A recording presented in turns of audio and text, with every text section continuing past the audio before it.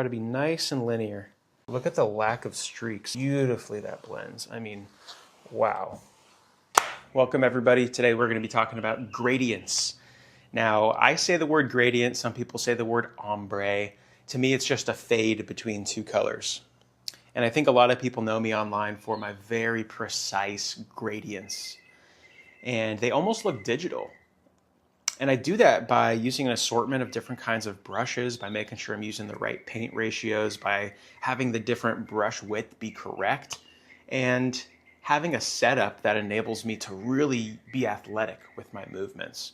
We are going to be doing small gradients, medium gradients, and large gradients, all of different types of gradients. We got linear, we got beam, we got radial, and the goal here is to match a render that I created. So I'm going to quickly show you here 3 different renders that I created using Procreate. If you don't have Procreate yet, this is something that we're going to get into in the future. It's a really important app that I use for digital renders, for testing different color palettes, for building the worlds that I do before actually painting them.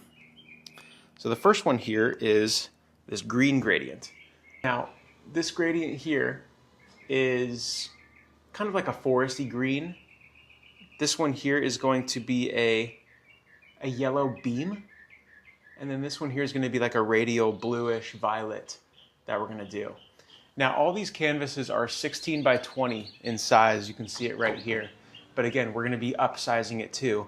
My goal here is just to give the opportunity for people who have like a kitchen table or have like a fully dedicated studio and everything in between to be able to practice these gradients at home for yourself with the setup that I use. Let's get into the brushes that I use. This right here is basically 5 different brushes. They're 4 inches wide, and you can see I bolted them together using some little painter sticks. I had to drill a pilot hole 5 different times, and then I have bolts that were shallow enough not to interfere with the brush strokes as I'm going for it. I'll have a video on how I make one of these. It's really straightforward, but I know if you don't have the tools on hand, it could be kind of convoluted. I've also seen people online use tape. They just tape around the entire thing. They have a painter's thing and then they tape it around. And that's a very less invasive way to construct something like this. I've never done it, but that's definitely something you can do as well, I've seen. Another brush here is the Liquitex Freestyle. You might have seen these online with a lot of influencers. And this is an 8-inch brush. The hairs are very synthetic and kind of rigid, and I love that. And you can really push into the canvas. I love this for freestyle motions. I use it for gradients every now and then, especially on small canvases, but what you'll find out is that the wider the brush, the better, especially when it comes to trying to get the cleanest possible effects. So Liquitex Freestyle, very expensive. You can get these for like 50 to 70 bucks US dollars, which used to be like 30 or 40, so inflation's causing these to come up. This is one of the brushes that I don't think people know about very often. This is a goat hair brush. It's called a hake brush, H-A-K-E, or it might be spelled or called hake, I'm not sure. But this is literal goat hair. And it's so soft. You feel it with your fingers, and it's just absolutely amazing. It feels so good. And because there's so many bristles that are so thin, it creates these perfect blends. I'm talking pure digital, beautiful blends. This is 12 inches long too, or 10 inches, I believe. So you can actually get almost the full length of some small canvases. So highly recommend this. It's not even that expensive, 20, 30 bucks. You can get it from the store as well, or Amazon even. Just to continue with that, they even sell smaller ones like this too. Really good for blends off to the side. I usually don't do it for action movements because with action movements, I actually like having the brush strokes, whereas this is so fine that you don't even see those strokes very much. Another thing to point out is the actual hairs sometimes come out. Like I just pulled one right there, and it's not uncommon for them to get on the canvas. So just be diligent, bring something like this is a scalpel blade, and you can just pull the hairs out of the canvas if there's ever those kind of defects. And finally, this is a very cheap, I call it a chip brush, C-H-I-P. This is 8 inches long, and I rarely use it for gradients, but it's a great low-cost option. If you're just working at home, you have $7 of a budget, like this is great. Now the bristles are very thick. It almost feels like good on your skin, like it should be a back scratcher or something. So as a result, you're gonna get sharper lines, and it's not gonna be as blendy and not as digital as the prior options that I just showed you. So one huge important aspect of what brush to choose as well depends on the canvas size. Now you've probably seen me do big linear gradients, you've probably seen me do rotational gradients, and you've also seen people online just picking one brush, right? And then doing a gradient that way. And they do a good job, you know, it looks okay, especially if you're trying to build atmosphere or clouds or environments. You never see perfect looking digital effects in nature, right? But I think part of velocity painting, part of what I do is try to create backgrounds that purely blend in, like such perfect blends that you're not even thinking about the background. It just exists as an environment, almost like a digital environment, which is why the splash layers on top look so cool and unique, is because you're not distracted by the background and the splashes. You're literally only drawn to the splashes because the background's so perfect. So enough rambling. The way that I achieve that is to use a brush that spans the entire length of whatever athletic repeatable movement you're doing. For example, if I was doing a linear gradient on this 16 by 20 inch canvas, you can see here every single bristle covers the whole canvas. So when you're doing this, the entire gradient is going to be uniform across the whole canvas. Let's say if I was doing it this way. This brush even has a little bit of overhang on the sides. That's okay too. Now, if you wanted to use something close, you can see here, if you're doing a full gradient across the whole thing, you're only able to achieve the middle section. And so it's going to require your brush to drift in order to capture the rest of it. And immediately you're probably anticipating how the colors will therefore blend. Now, if that's what you want, sure thing. But even in that scenario, your final stroke will create a margin on the gradient. So for today's demonstration, I'm going to be using the correct size brushes instead of trying to show you why it's a defect. So does that mean you have to do it this way? No, I'm just showing you how I achieve it. You can choose for yourself if you want to build these tools or get these brushes. Today, we're going to be painting this gradient right here. If you zoom in, what you're seeing is a kind of a golden beam color. It's got yellow, it's got black, a little bit of white in the middle, and it blends into this kind of bronzy, beautiful color palette. Now, the secondary goal is for me to demonstrate and explain two different paint brands that I consistently use. I know not everyone has access to different things in different countries, so I feel like this will be a wide range that you can surmise what you can use at home. So on the right here, we got Liquitex and Amsterdam. These are made using similar pigment binders, in my opinion, where it's like a mid-tier paint brand that holds its pigment pretty well, but really not that well. I'm going to be just trying out white, yellow, and black and seeing how those mix before committing to the gradient. But I think that there might need to be more colors in the middle, so we'll figure that out. For the nicer paint brand, we're looking at golden fluid acrylics. So this is probably like a $50 bottle right here.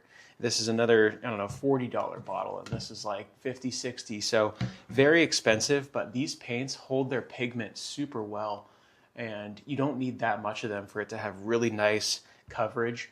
The great thing about both of these paints, regardless of which one you use, is that they both are compatible with the airbrush. So that's another really good thing when you're building up layers. So again, everything comes back to the level of thinking of what paints do you use and why, what step in the process. And I find that keeping all the paints and brands consistent across the whole canvas isn't required, but definitely makes sense a lot of the time, just for compatibility, archivalness, and just to make sure everything's looking coherent too from a color palette perspective. So for gradients, I typically with this paint brand is do about a 70% paint to 30% water ratio. The reason for that is because it's very thick and it's like a thick milk and it blends nicely. Ironically, it's a little too thick for the airbrush, so you actually thin it down for the airbrush a little bit more, but for the gradients, 70-30 works really well for me. So let's get mixing. All right, so we got some Mars Black going in there. Got some of our primary yellow. And we got some of our titanium white. Now I'm going to put probably about that much. That much. And that much in there, really not too much. In fact, it's better to start with less water than more water, because if you start with more water, it's just going to be really chunky and it's not going to mix as well if you try to add stuff later. But if you actually start with less water, get this going, it'll thicken up nicely, and then adding more water is a lot more seamless. Got my first spill. Look at that on the workbench. It's official. We are painting. So already I'm feeling like this is slightly thick, not the end of the world, just a little slightly thick. But the way it thickened up within about 30 to 45 seconds is pretty typical. And whereas if I added too much water at the start, it would have taken about 2 minutes just to actually mix this correctly. So I'm going to add a little bit more just to get that desired thickness. More spills here. Nice, dude, nice. Okay, so I'm liking this thickness now. It's really hard to communicate on the camera, but it's there's definitely some resistance when I'm pushing my hand through it.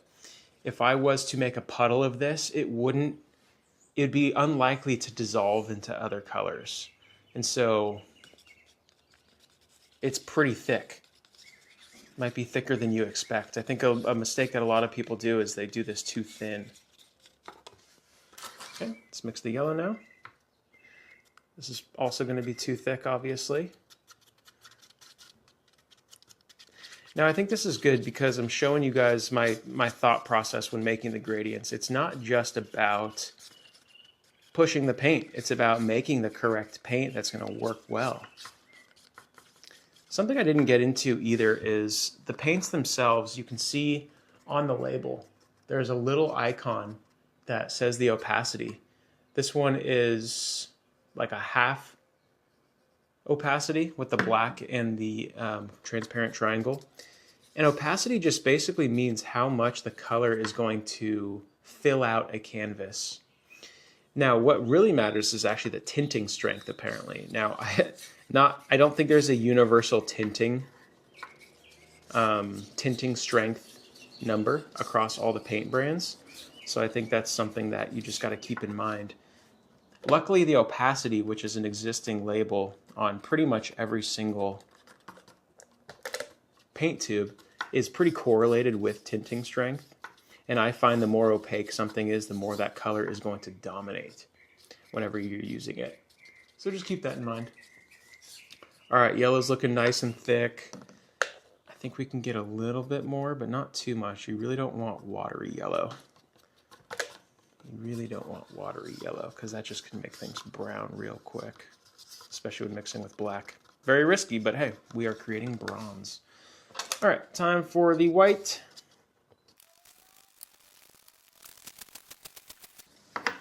Definitely a little still thick on this white. Add some water there. Pretty much all three colors mixed up. Let's kind of test the thicknesses. That's a lot thinner, a little thicker. This is probably the thickest, which might make sense because you don't want the white to drift too much, I don't think. Or maybe not. I take it back. Okay. So, okay, hypothesis. We've got these three colors here. The goal now is to see if we can make it match the gradient. What I'm going to do here is take a mock canvas here,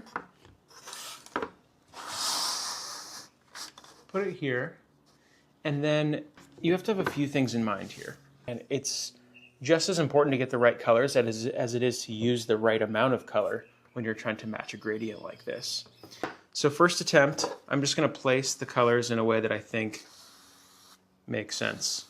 This left side is going to be, so a beam is going to be one side here, and then I'll do another attempt modifying the color palette to try to get it close to this. So let's get started.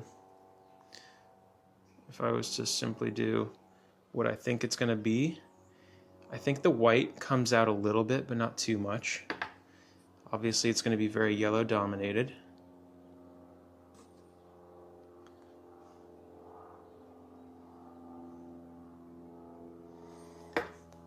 and then some black.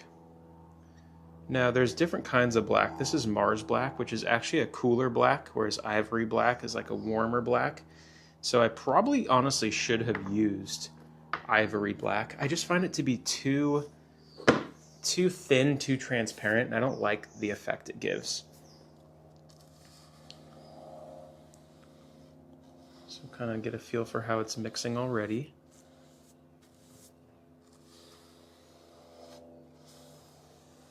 And what are you noticing? I'm noticing that yellow is kind of disappearing pretty quickly. Do a lot of strokes just to kind of see how things are going.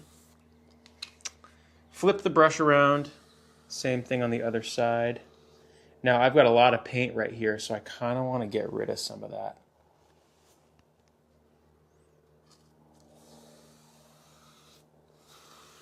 I'm going to start bringing the brush left a little bit, just to pull some of that yellow towards the black. You can already see I might have pulled too much of that white white outwards. We'll see. You can also just see how gross the blending is. Now I lost a lot of yellow by doing what I did, by going too sideways, you can see.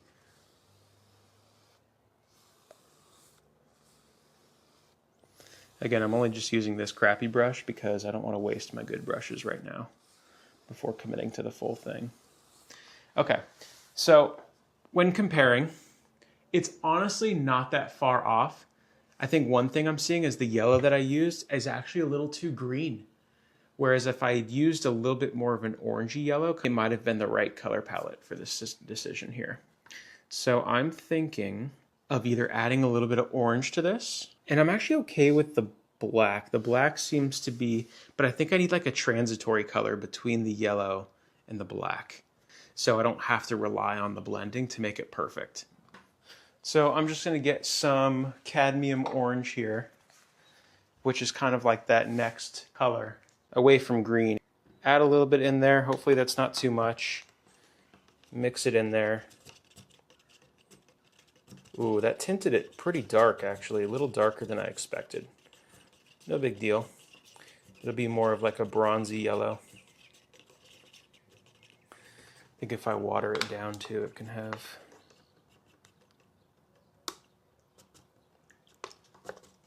Okay. Again, we're going to make a transitory color now between the yellow and the black. And we're going to try to get it kind of like a mid-tone color here. Because you can see by mixing it, first of all, it's a little green and olivey. Second of all, I relied on the brush to create that, which is not ideal. A little bit of black. So very little amount of black and a lot more yellowy orange is going to be the move here, I think, for trying to create that transitory color. You can see when I mix it how dark it is already. I mean, you barely had to do anything there for it to look like that. Gonna add a little bit more there. Another thing I'm realizing too, this orange mixture is so transparent that it's kind of losing itself in relation to the transparency of the other colors. So if I was to add a little bit of white in here, I think it has potential to make it a little better. Because the white is so opaque and it tints very well, that it'll hold its color better, especially when drying as well as mixing. And now, believe it or not, these four colors, I think I went a little heavy on the orange in this one now, but these four colors are going to now try to create another gradient. Brush has some leftover residue from the prior, so I'm just going to kind of get rid of that as much as possible. But you can see here off to the side how beautiful that is in the sense that you've got saturated colors and then desaturated blended colors, and you can really build up some awesome texture when you're doing that. Let's give it another try. Make sure to keep the brush in the same spot. Sometimes if you rotate the brush on accident, like I have black in the middle, that would be a problem. So keep the white in the middle, of course. Okay, same thing. I'm actually going to use a little less paint this time. I think I had too much paint, which was distracting from the blend.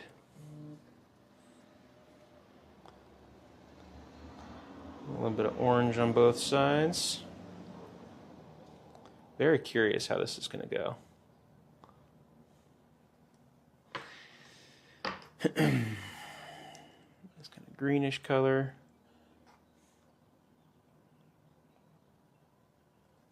And of course, le black.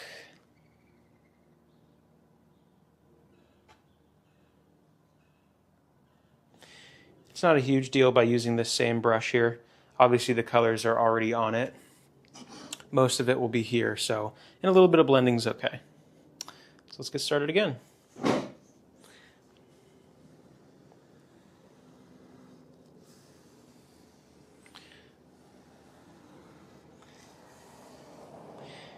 of hoping that white pulls to the side a little bit and dulls out that orange that I added. That would be nice. Okay, there's one side. Okay, you can see I've got a big glob right there. Not sure where that came from, but luckily, no issues there. We just pull it out. Got a lot of paint here. I think it's more than necessary. So I'm going to get rid of some of it. You can already see all of this over here. Yeah, a little too orange. Not the end of the world though. Keep it going. Yeah, see, so I was right. When the white starts kind of blending in, it will it'll get rid of some of that orange.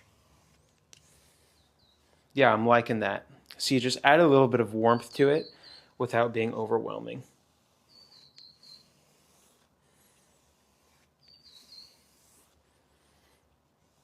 Back and forth just a little bit left and right without going too much.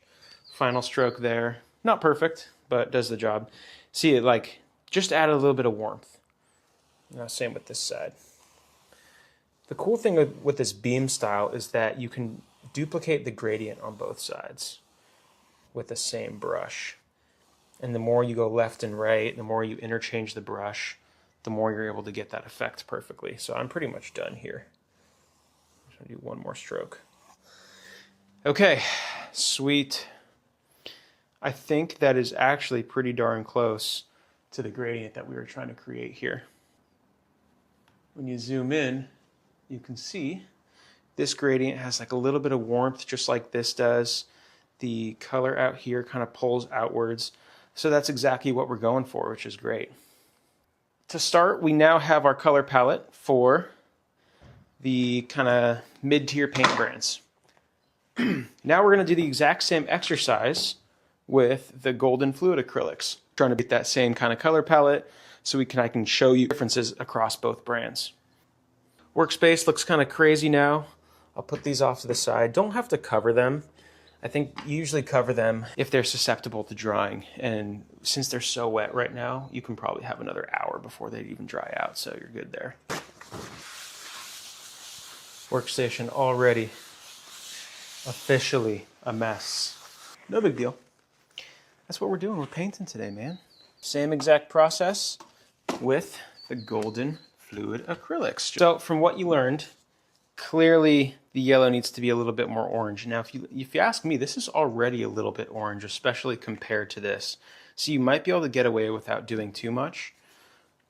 If you look at the gradient here, are you happy with the white beam in the middle? Because I used white, whereas this is titanium buff.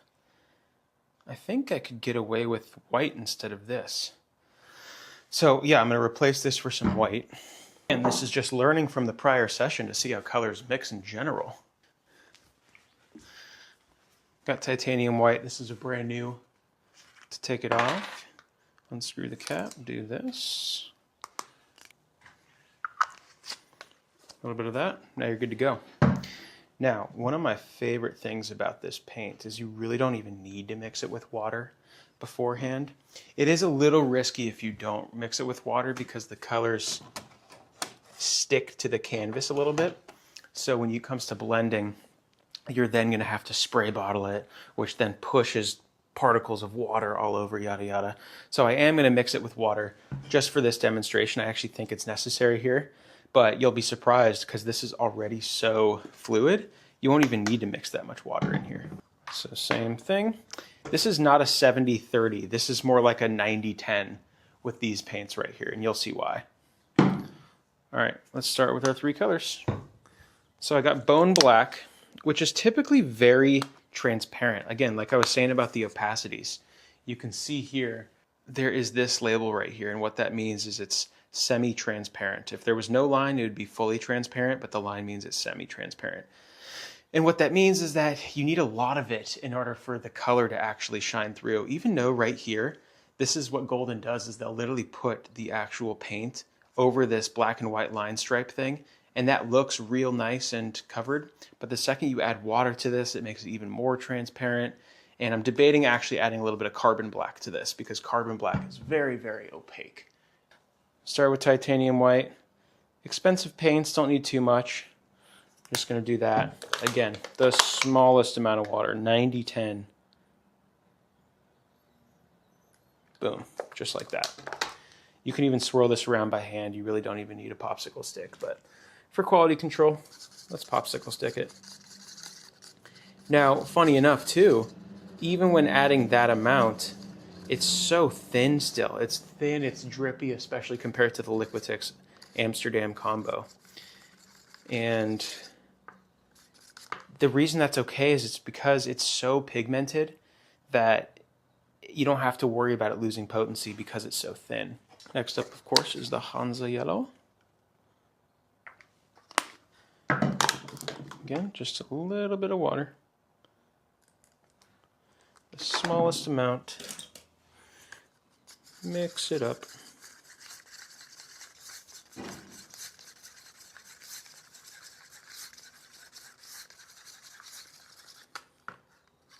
Probably get away with a little bit more water in there. Let's do this just to make it easier to pour water. Just a tiny amount. Perfect.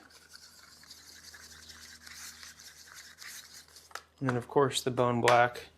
Potentially adding carbon black, we will see. I think maybe that should be the first test of this, to see how it all lays down. A little bit of water. Mix it all up. Now you might be able to see here already how this yellow is almost comparable to this straight out of the tube. Mistakes happen. It's okay. I can't believe I did that. That's actually crazy. Clean that up real quick. Mistakes happen. It is all good. But look at that. I've now tinted my table. Cool. Okay, try that again. Luckily, we didn't lose our mixture or anything. All right, same beam. Let's get it going. See how it goes down. And you'll be surprised. You need less paint than the other one. White. Hansa. Now we might end up having to do the same thing we did on the other, where we have to create an intermediary color. Another thing you noticed, I might have went a little heavy on that splash right there. Not the end of the world, but if you're doing a beam gradient, you want to do your best to obviously keep the amount of color the same on both sides. Or else you'll just have a little extra olivey-ness on one side versus the other. Okay, that might not be enough black, but again, this is all just for testing to figure it out. You can already see how potent these colors are in relation to the Liquitex Amsterdam. It's already pretty close. Like I predicted too, look at the black, how it is transparent and it's really not doing a good job of holding its color. You can also see how the blend is a little green. Other side here.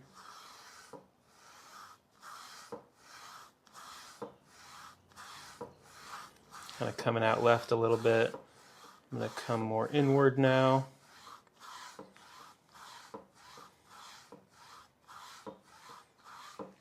Kind of a nice blend there.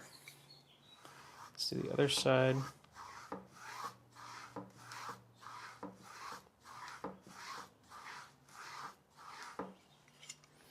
Do this side here.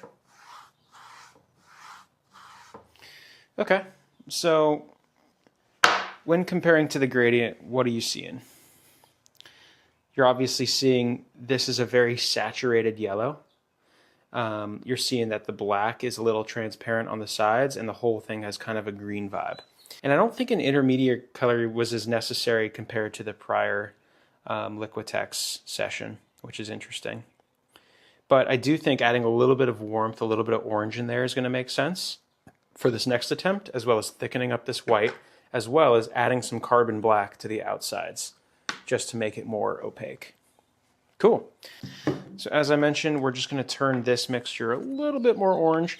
Now this stuff tints very strongly. You can see it's almost fully opaque, and it's this orangey color. But you add it to the yellow. 1, 2, 3, 4 drops, and it really turns that orangey color. Again, might be too much, so I'm actually going to add a little bit more yellow here, see how that looks. These are expensive paints, guys, so if you're going to mix them, maybe make sure you end up using them. Nice and thick, potentially too thick. You can see how saturated all this is, and all that's coming from this kind of color here. So I'll thin it out just a tad. Okay, next one we're going to do is thicken up the white. So we take our white mixture and simply just add more pigment in there. By doing that, there's less water. Therefore, it'll hold its line a little bit better. As I mentioned before, like, you don't even need to water these down a lot of the time. I kind of thought we should for this, but it's kind of feeling like maybe we didn't even need to. We'll see. And then of course carbon black, you can see here, kind of covering, but it's fully opaque. You got a black box right there. That's going to help make this black less transparent. So adding a little bit of carbon into the bone black. Not too much. This carbon black is actually kind of glossy too, which is maybe not what you're going for, but it helps keep that dark richness in the color. So immediately I'm seeing that this is the golden, this is the Liquitex. Pretty similar. I'd say this is a little bit more yellow, not a huge deal. But yeah, we'll see how this goes. So again, make that white really hold that line. I'm going to do our yellowy now. Bring it over here. Ooh, that's a little too much, I'd say. Yeah, we might be a little saturated. I think I went a little too heavy on the orange. No big deal, though. And then, of course, our black. Oh, too much black. Okay, this one might be a mess. We'll see. I think I'm going to start by pushing some paint off the canvas because I had a little too much. Same thing on the other side. And now, get it mixed.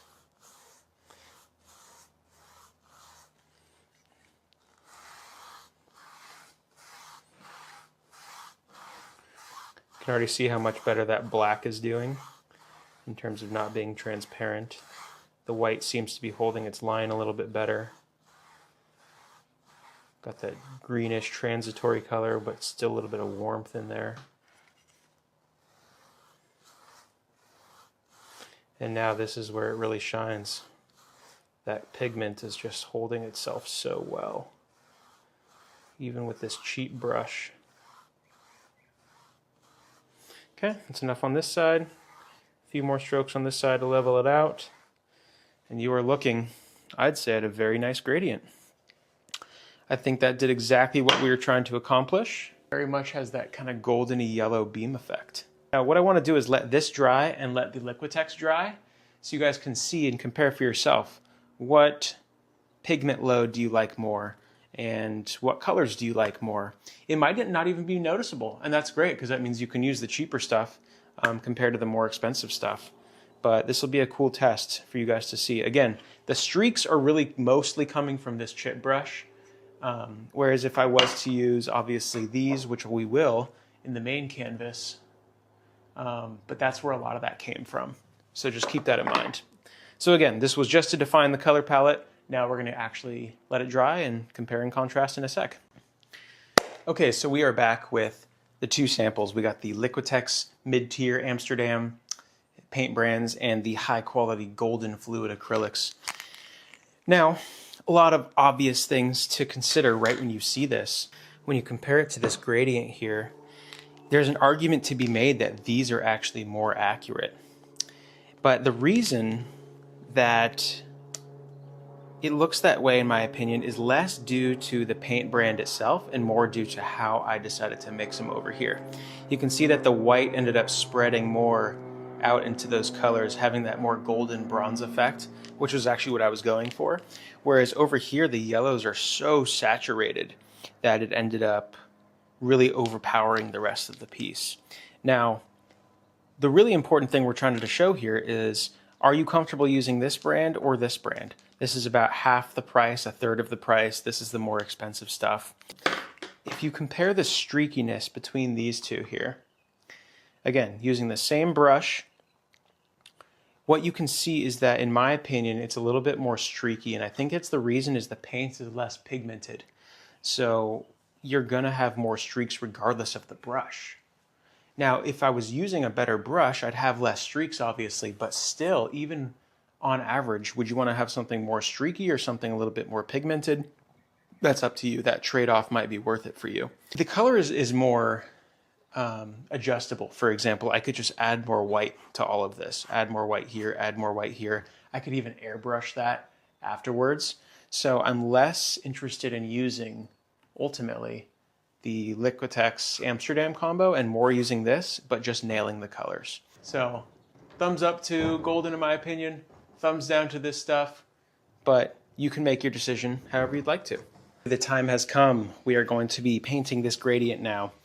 Remember, we are making this beam right here, and if you've been following along, we just created 2 samples to attempt to determine what color to use, what brand to use. And for me, the winner is going to be the golden fluid acrylics, simply due to the pigment load. Less about the color itself, but I have modified these colors now to be able to get something closer to here, which is closer to the render. So follow along as we do so. We talked about brushes earlier. This is our giant brush. Would it make sense to use this if I was doing a beam gradient? The answer is you can, and it's really up to you. I think using the right brush in the smallest format possible would be the way to go. Meaning you can use both of these because a beam, again, is a symmetrical one across both sides. So you're essentially accomplishing the same thing with the wide brush as you would be by just doing one side and then duplicating the other side. Another good thing that allows is, imagine you're using the big brush and you have one side that looks perfect, the other side doesn't, and every time you rotate the brush on and off, you are now affecting the other side's gradient because it's so wide. But the goal is always to use a brush that's big enough to get all the gradient going in the same direction without there being any kind of inconsistency. So, all that being said, we're going to use one of these 2 brushes. I tend to find that this one has the best, most digital looking, perfect blend effect. So we're going to go with that. If I was okay with a little bit more streaks, I would go with this one. But not today. My goal is to get a really clean gradient that looks like this. So let's make it happen.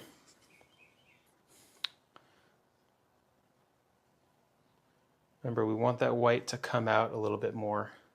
So I'm going to be a little bit more willing to put it out to the side than before. Another thing too is keep a little bit of this still on hand because you will probably have to go in on your last strokes and get it done and just add a little bit more. Now this orange, remember, even though I add a little bit of white to this, it was still so overpowering, this golden fluid acrylics. Very pigmented already, so you don't have to be too focused on putting a lot down. Again, this is just because this is a bronze desaturated gradient. Sometimes you're going to want a lot of color, and it's going to be okay to have a lot of saturation. Okay, so I just very strategically tried to match both sides there. I feel like already I'm starting to come out too much, so I'm going to try to limit that by bringing a little bit of this color in.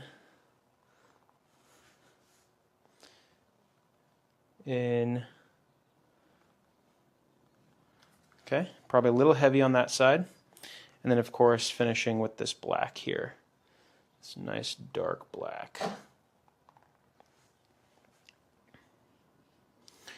I think the greenish color should come out just a little bit. Because yes, we do like a nice dark outer beam, but I think that black is so overpowering that it's okay to just have it come out a little bit. Okay, got our colors down. Again, Hake brush, I think it's about 12 inches. So this is a 16-inch wide canvas, so there is going to be some overhang on both sides, which is totally fine. Actually, this is 10 inches. Try to be nice and linear. The first is, I think, just to get the pigment pushed into the canvas. You can already see I might have not used enough pigment because I'm just barely getting enough down. But it just blends so perfectly. You can see the streaks are very minimal. I'm almost already done with this side over here.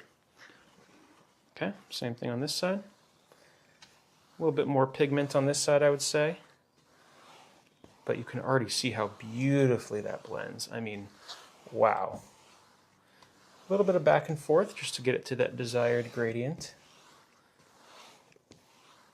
But look at the lack of streaks. I mean, this is almost purely digital.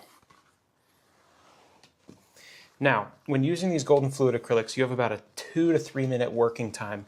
So you can see I'm trying to act kind of quickly just to make sure I'm doing the right thing here and not letting these paints dry out.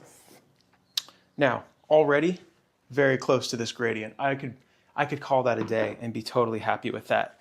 But I think just to demonstrate, if I was to do anything different, I actually think it's too green, too orange. So I'm going to try to pull the white out a little bit more, pull the black in a little bit more, and call that a day. Now, the paints are already starting to dry a little bit. So a way around that is to spray a little bit of water on here. So I have this little spray bottle, and if I was to just give it a soft little spray, nice chill misting, it kind of hydrates everything a little bit more, and then I can go in, same brush, and make it happen. Remember, the whole goal here, like I said, was to desaturate that orange. We want that kind of bronzy color. And look at that, just like that, you've saved the gradient without the color sticking and being gross. Little to the left, little to the right. Now, if you ask me, the left side is more desaturated than the right side. So, make sure to just take that brush and continually pull them together so that you really can get both colors accurately pushed on both sides.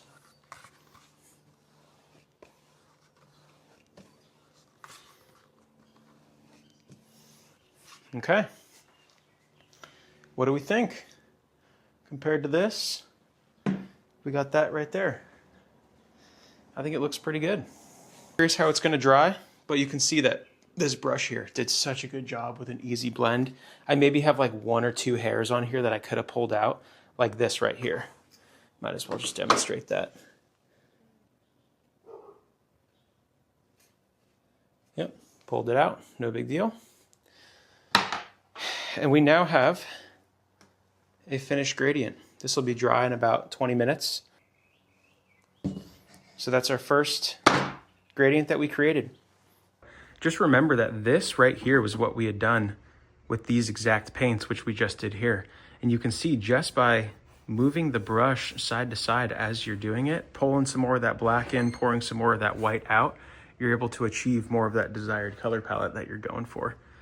So it's not like we had to pivot to this palette down here just because we couldn't achieve the color. The issue is just more of how you place the color and less about the brand to use. Is it perfect? No. Are there a little bit of streaks? Sure. But compared to the chip brush, I mean, you can just see how that goat hair brush did a great job with these golden paints right here. So come along as we make 5 other gradients. This is just the first of 6. The goal here, again, was to do a little color matching session as well as show you guys brush considerations and how it's all done. Hope you enjoyed.